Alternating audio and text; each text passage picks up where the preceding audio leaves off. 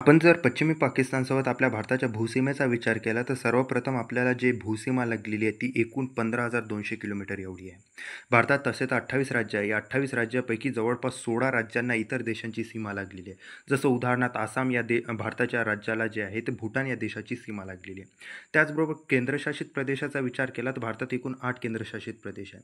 त्या 8 पैकी 2 सुद्धा अन्य देशांची सीमा लागलेली आहे. जसं लडाख केंद्रशासित प्रदेशला अफगाणिस्तान या देशाची सीमा लागलेली आहे.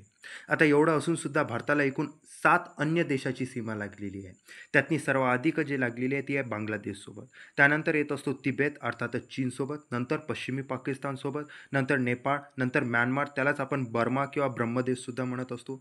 नंतर येत असतं भूटान आणि फायनली अफगाणिस्तानसोबत. अर्थातच भारताला अफगाणिस्तानसोबत सर्वात कमी जी भूसीमा लागलेली आहे आणि सर्वात जास्त बांगलादेशसोबत. आणि पश्चिमी पाकिस्तानचा जर विचार केला तर हा तिसऱ्या क्रमांकावर येत असतो.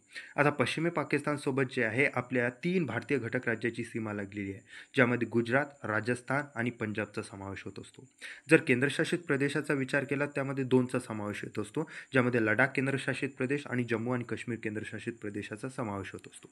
तर अशा प्रकारे भारतातील एकूण 3 भारतीय राज्य आणि 2 केंद्रशासित प्रदेशांनी जे आहे पश्चिमी पाकिस्तान या देशासोबत आपली भूसीमा सामायिक केलेली आहे, असं आपण म्हणू शकतो.